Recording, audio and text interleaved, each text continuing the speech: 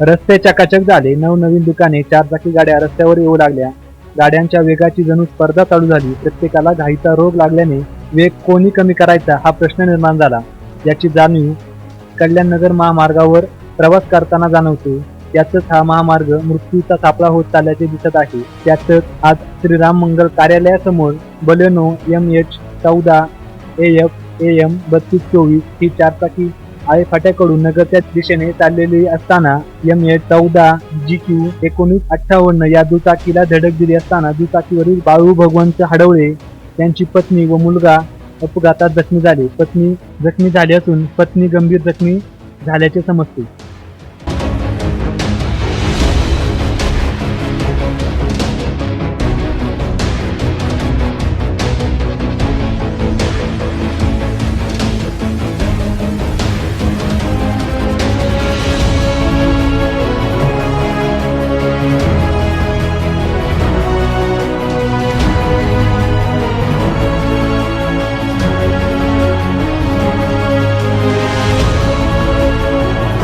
शून्य पाईन टाईप करून सबस्क्राईब करा, घंटीच्या बटनावर टिक करा, लाईक करा आणि शेअर करा.